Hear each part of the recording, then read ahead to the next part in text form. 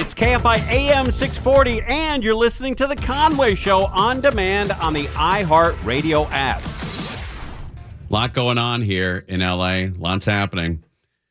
People are still sort of walking around in a daze, not knowing what to do, not knowing who to call, where to stay. You know, when somebody offers their home and you stay there, how long do you stay? I don't know. And you know what? There's an untold story here, Croge. I think a lot of people aren't talking about. But I bet in Pacific Palisades and Altadena, there are a lot, maybe in Malibu as well, there are a lot of homes where mom and dad were taking care of their parents. Their parent, the grandparents were staying with them because maybe they're going through dementia or some kind of, mind and body breaks down in between 80 and 90. Yay. And they were staying at their home, and now nobody has a home. And what do you do, with these people? With grandma and grandpa that was staying with you. They may not know where they are or what's going on. You can't really explain it to them. They don't understand. They're panicking. God almighty, I have no idea. There's got to be a million stories. And I know a lot of people, town. a lot of people, they want to be sort of the I don't want to say negative, but they look at a lot of the aspects, especially Pacific Palisades, bunch of rich people, yada, yada. But especially Altadena, that is not the case. No, not at all. But I really, look, I'm not a huge optimist. I often see the glasses, broken or half empty. But I really truly believe this. I think there's enough money coming in, and I think there's enough people who are willing to do the work. I think Palisades, Malibu, Altadena, the Eaton Fire area, parts of Arcadia, parts of Pasadena, I think they're going to come back more beautiful than they were before. I really do. I think they're going to be exceptional areas to live in 5 to 10, 5, 7, 10 years from now. I really do.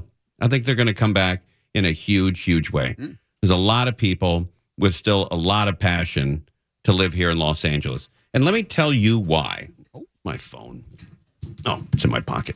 You were literally looking around. That's where I am in life. And let me tell you why. Okay, but we'll get to Petros in a second here. But in St. Paul, in Minneapolis, St. Paul, right now, the weather for this weekend, the high is -4 and the low is -11 this weekend in St. Paul. The high is -4 on Sunday and the low is -11. On Monday, the high is -6 and the low is -11. It's going to be minus degrees the whole weekend. -4 and -6 are the highs. The highs!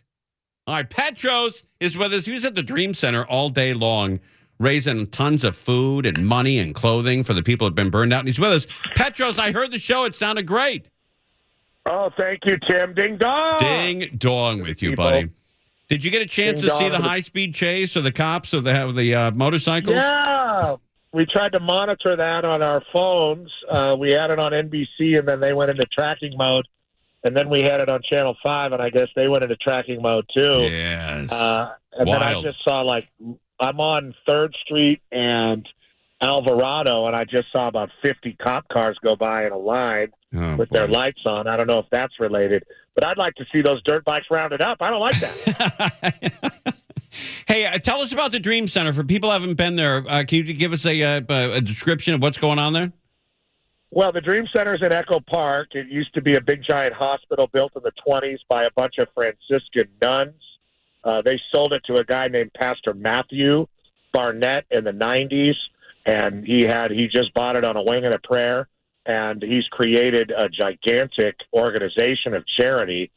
There's 80 Dream Centers around the country right now, but I think after COVID, people really got an idea in the city, or during COVID, that they could go to the Dream Center and get fed and get help. And I mean, from everything to gang members, prostitutes, domestic violence, drug addicts. I mean, they have a long-term solution or to try to help people.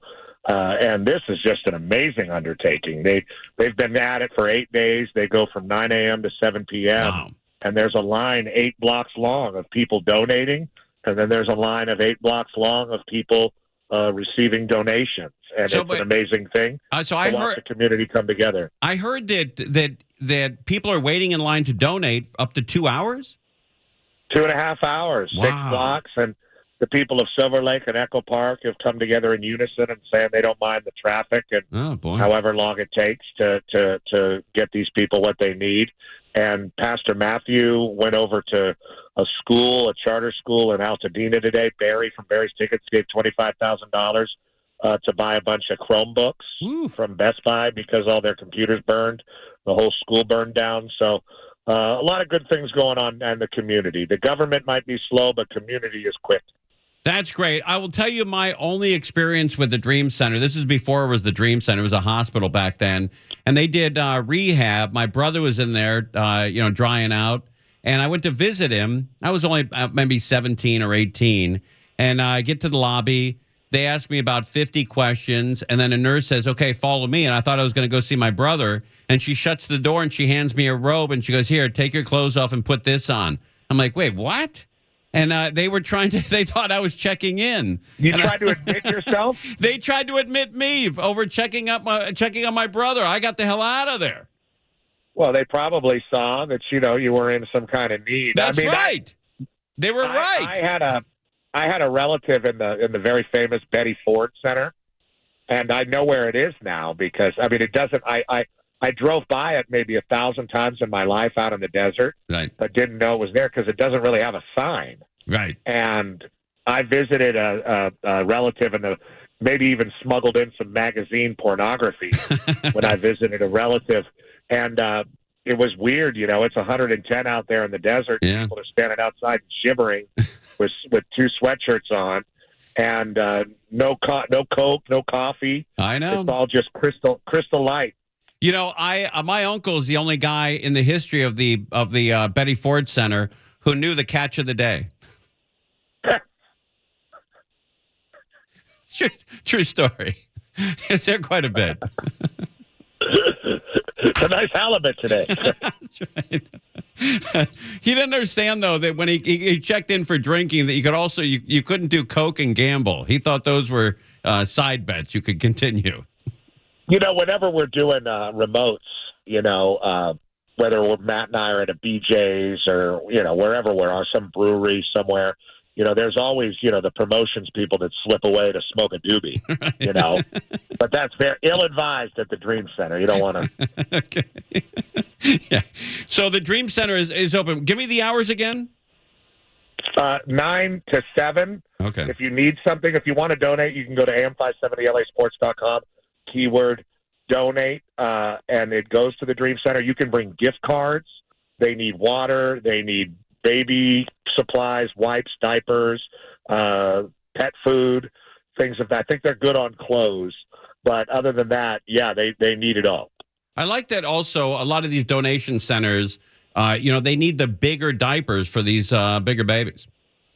5 and 6, they said, yeah, for the big babies. Big baby Jesus. Big-ass babies.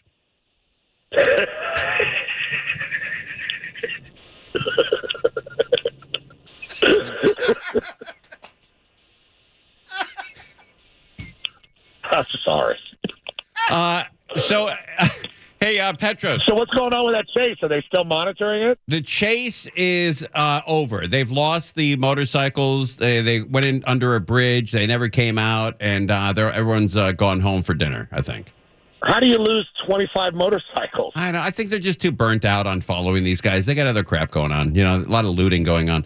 They say that there's 97 people have been arrested for looting. I always multiply that number by 10, and I think you get a good idea of how much looting is actually going on. Yeah, there's no doubt about it. Yeah. There's been a lot of. I remember the LA riots, and we all had to go sleep at my restaurant, my dad's restaurant. Oh, wow. In sleeping bags, and somebody threw a manhole cover through our window. Jesus. God. But they didn't get any of our baklava.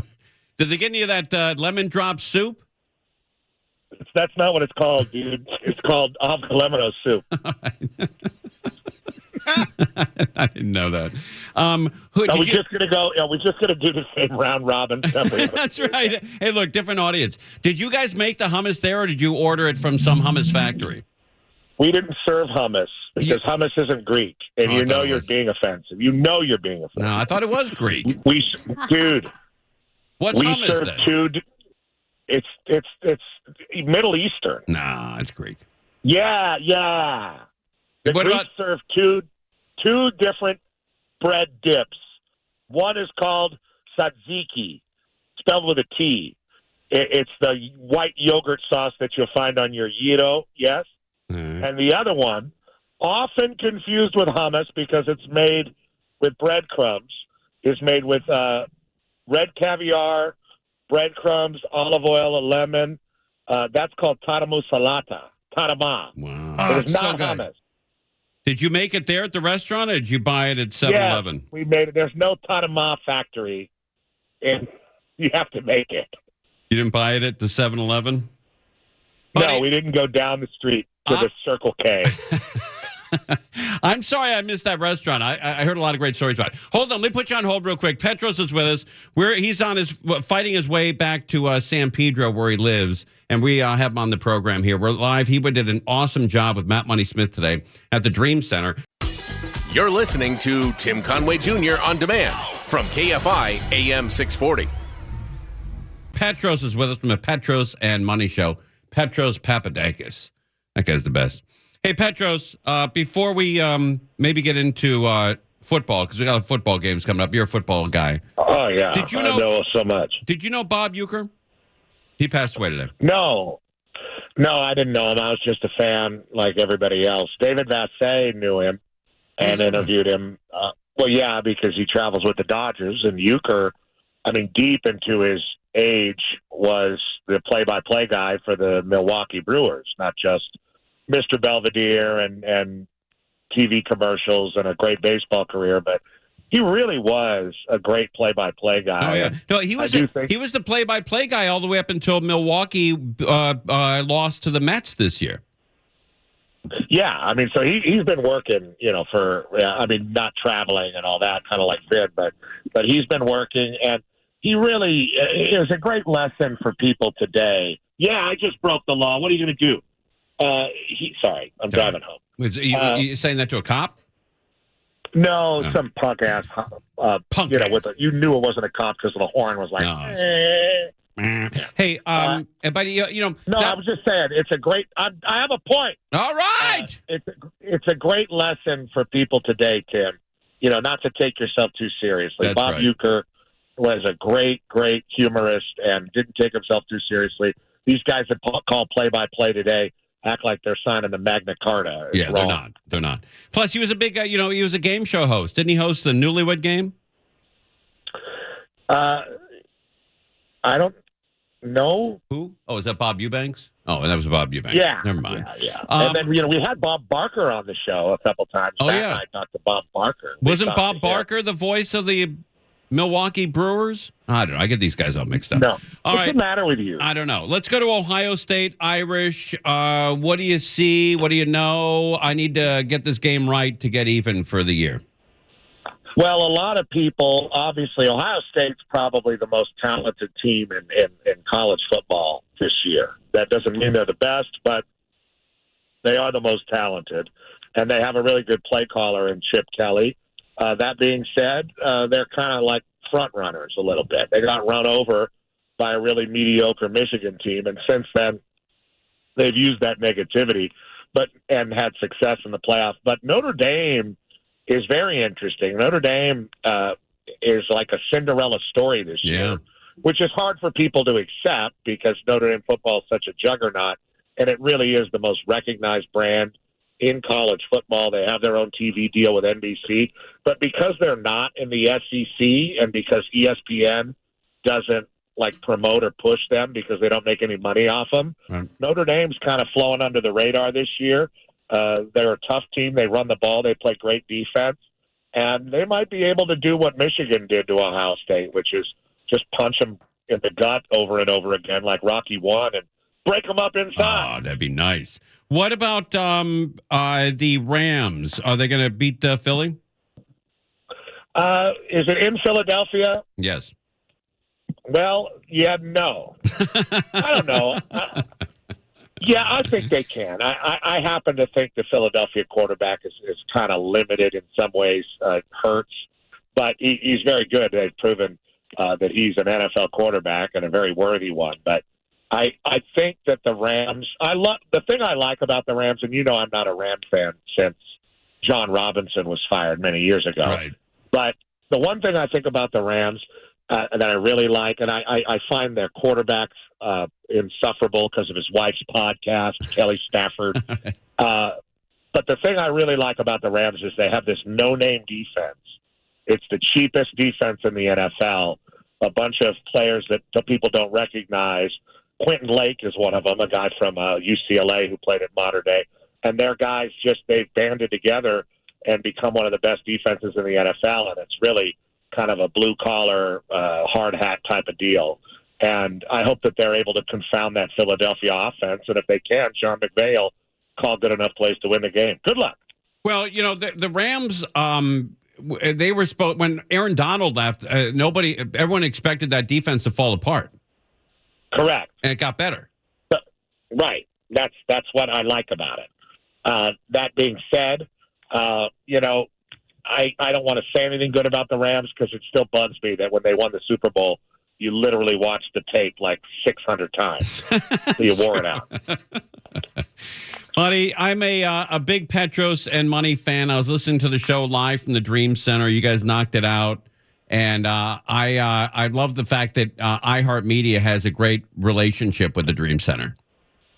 Yeah, it really started through Clint Carlson and a guy named Justin Turner, the great Dodger baseball player. Okay. Bassay's relationship with Turner led to a relationship with Dave Weiss and the Dream Center. And look at right now is a big partnership, national partnership with iHeartMedia. Yeah. It's pretty impressive.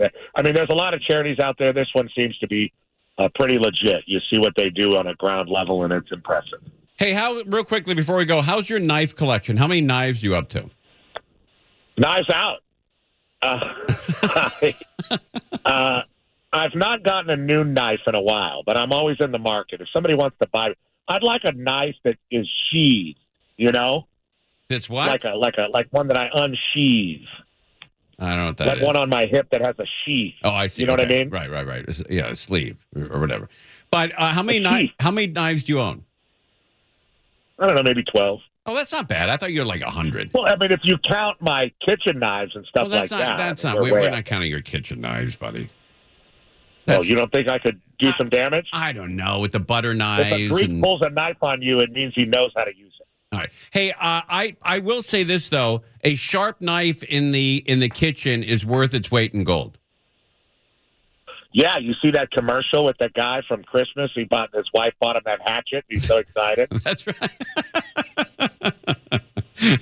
Remember that commercial starts with, "I don't know why my wife bought me this," and then he turns out to be the best thing that's ever happened to him in his life. Yeah, and he's like, "God, I love her." Yeah. Have you seen the commercial online where the woman talks about smelling your sack? If you rub your hands down between your legs, you smell your.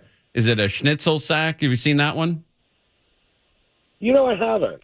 Yeah, it's kind of interesting, buddy. I appreciate you coming on. I didn't know there was a sack. I don't know. I don't know what she says, but it grosses me out every time I watch it. Go Petros and Money. Thanks for coming on. I'm glad you guys did the remote today at the Dream Center. Well, ding dong. Aren't you going out there? I don't know. I don't know. We're not scheduled to go out there. I don't know why we're not. Everyone else has been out there. Booker and Stryker have been out there. You guys have been out there. We got to get out there. Yeah, we got to get out there. Big boy. I heard JoJo from Kiss FM got lost in the bowels by the boiler room. Hey, we had Valentine do news the other night on this station. That was kind of cool. Yeah, I thought I was special when they asked me to do it a couple times, and now everybody's doing it. I just feel like You're not. But I thought I was special. Yeah, you're not. But you're special to me. That's got to be something. It does. Buddy. You're the best, dude. Thanks for coming on, buddy. Ding dong. All right, ding dong with you. Ding dizzle. Petros with the Petros and Money Show. Richie came in about an hour ago and said, hey, do you want to have Peters on? And I'm like, what? He goes, something Petros or something? Oh, no. What'd you call Richie. him? What'd you call him, Richie? I said Petros. No, you didn't. You said Petros or Petros. Or... Petros. Maybe I was trying to say his last name. Oh, okay. All right. We come back. We're going to have Dean Sharp on. That guy's great. He's going to tell you what to do with your house, how to rebuild, how to fireproof it. A lot of information over the past weekend. We'll try to condense it all in the next 2 segments. This guy's great. He'll have a lot of information for you. You're listening to Tim Conway Jr. on demand from KFI AM 640. It is the Conway Show with over 12, 13, 14,000 homes that have burned to the ground. We like to give you as much information as possible.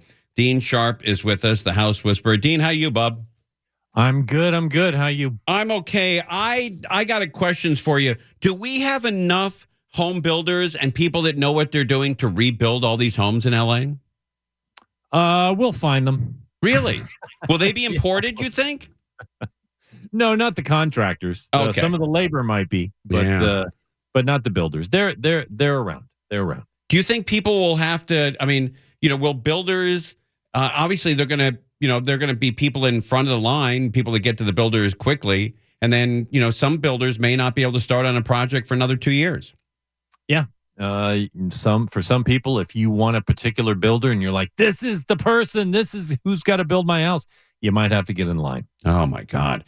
So same is true with your favorite designers, by the way. Right. That's Also right. That's right. I get that. I got an email or text from a buddy of mine, said you did an outstanding job over the weekend talking about how to fireproof your home. I've seen 3 different ways. I've seen the pump that goes in the pool and hoses your house down. I've seen sprinklers on the house, and then the coating that you talked about coating your house to fireproof it. Are all 3 of those acceptable, or any one of them better than the others?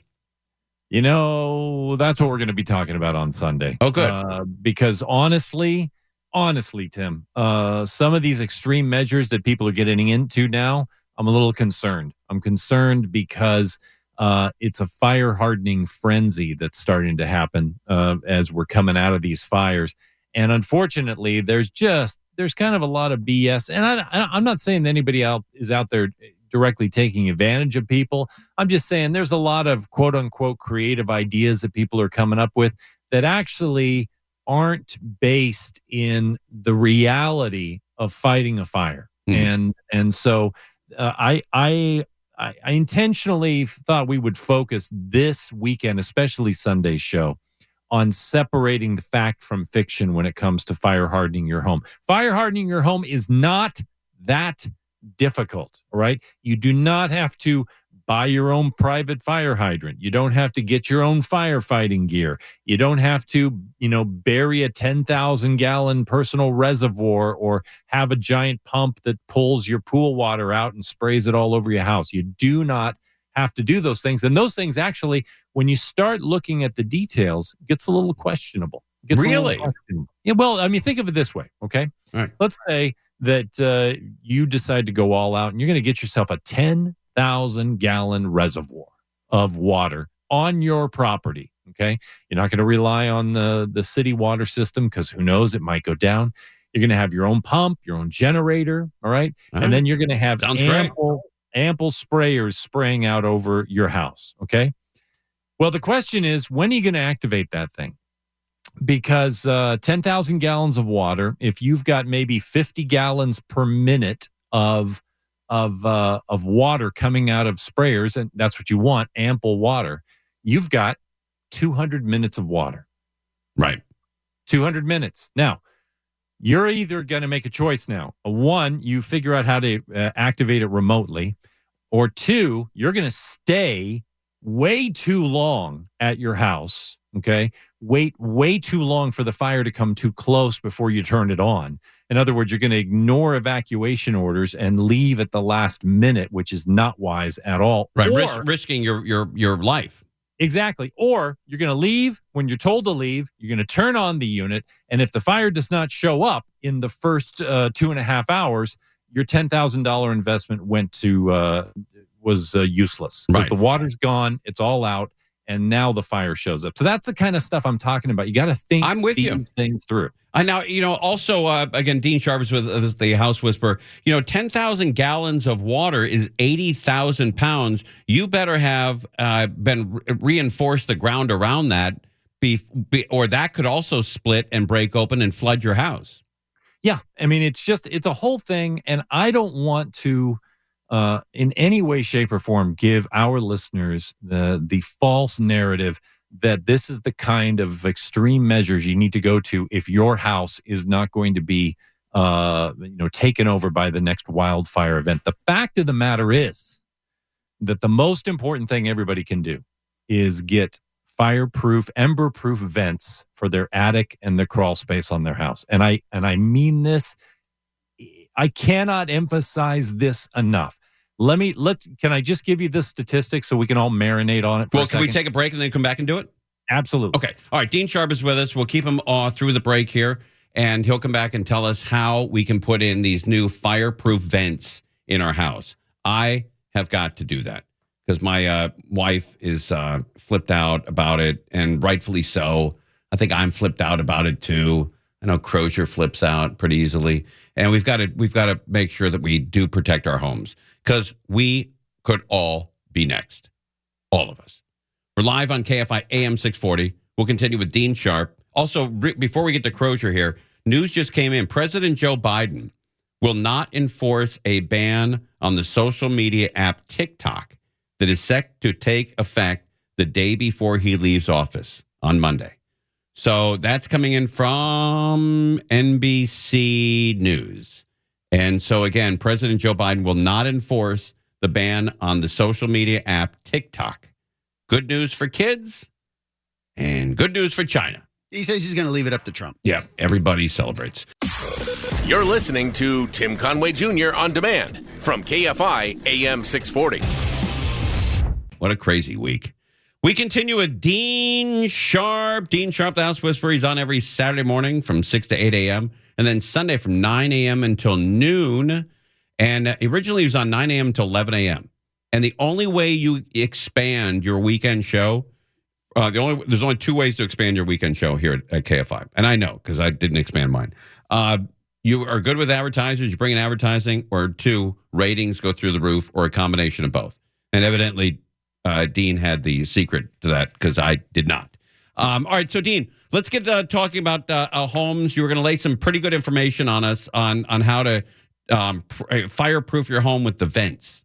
Yeah, exactly. So I'm concerned as we're turning the corner here with the fires, which is great. It's great.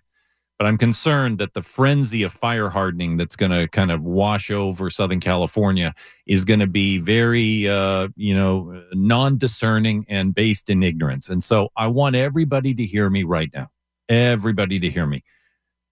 All of these, what I call gimmicks and very expensive heroic measures and weird ideas, they are all focused on defeating. They're all focused on defeating flames. Right. Okay. And you're thinking, I love that you call them weird ideas. Well, there's all sorts of weird. I've seen so many weird ideas just pop up on social media this week. Okay. Right. But they're all focused on defeating flames. And I know you're sitting there thinking, well, yeah, Dean, it's a fire. Right. Okay. Flames, listen to me, because what I'm about to say is true always. It is true of the Palisades fire, and it is true of the Eaton fire. It was true of the Woolsey fire 6 years ago. It is simply true. 90% of the homes that burn in a wildfire event ignite long before the fire line arrives at the property. That's a big number. 90%. Yeah. Okay. So the question is, what is the threat for a home, a suburban and an urban area? What is the threat? The threat is not flames. Eventually, sure. The threat is embers. Embers flying through the air, whipped up by the perfect storm of all the crazy winds that we had. But I want you to imagine, and you know what? If you talk to fire officials, they will tell you, they'll be very honest with you. What if most of the homes in the Palisades had spent just a few $100s and had ember-proof vents on their homes? What if most of the frontline homes in the Eaton fire had ember-proof fence? Just a few $100s worth of work, okay?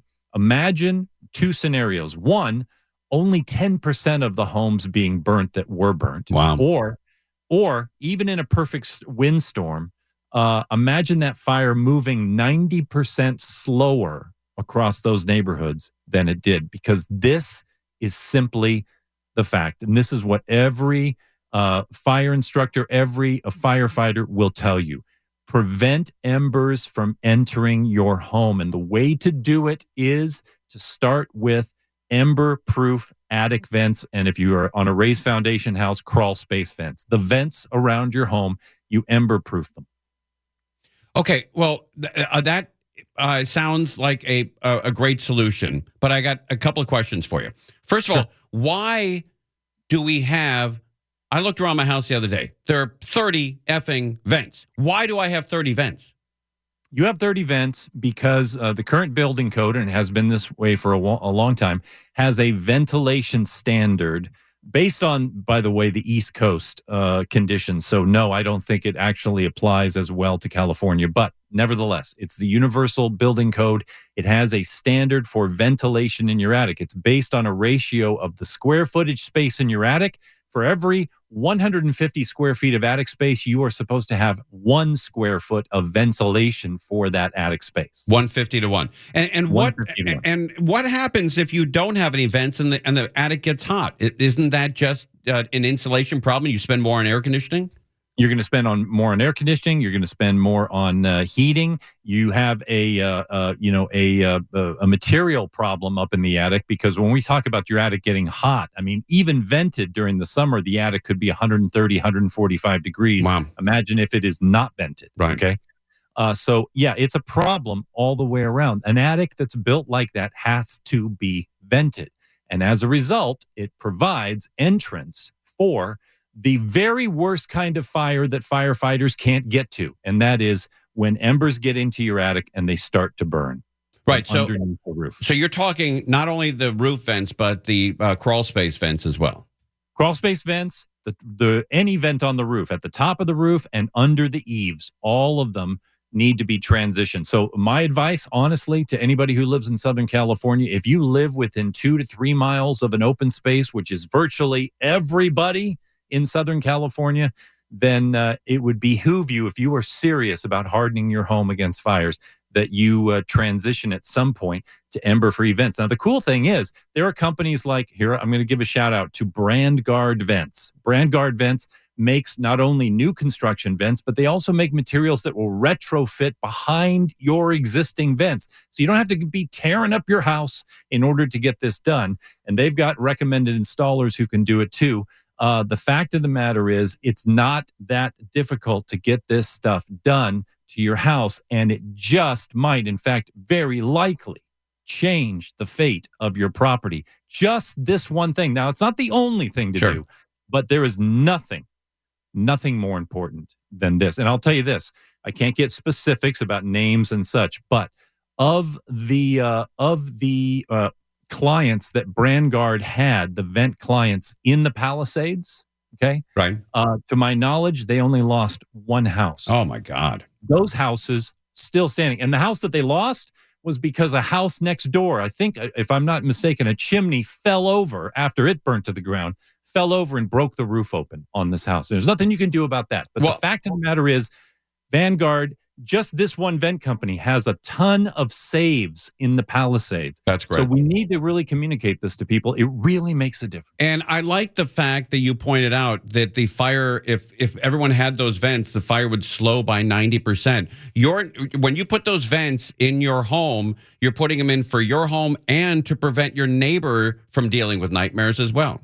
Yeah, I mean, let's face it. If a fire is sweeping across a neighborhood driven by winds and all it has to feed on are a few trees and some grass and some shrubs, but it can't get inside the houses, that is a very short-lived, very what we might call a meager event. Right.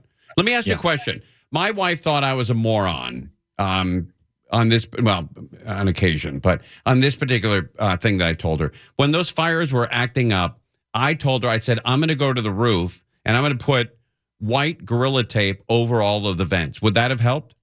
Yes. It Yes, would have. it would. And Oh, yeah, I mean, if all else fails, and you have not done this, okay, if you haven't upgraded your vents, and you know that that a fire is coming, and I don't want you to be unsafe, but any vent that you can reasonably reach, just cover it with something. Cover it with a piece of drywall. Cover it with a piece of wood. Cover it with duct tape. I don't care what. Cover it. You can take it down 2 weeks later. It doesn't matter.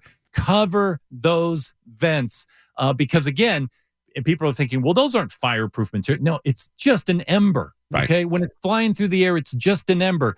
But when it gets into your house, it becomes 90% of the household damage that these fires create. Buddy, I appreciate you coming on. We'll talk to you next week, and I'll be listening to this Saturday and Sunday. Always love having you on. Thanks, bro. Thanks, bud. All right, Mo Kelly is not up next, Mark. What's going on with Mo Kelly? We got Chris Merrill tonight. Chris Merrill tonight. Okay. All right, he's coming up with all of Mo's team right here on KFI AM 640.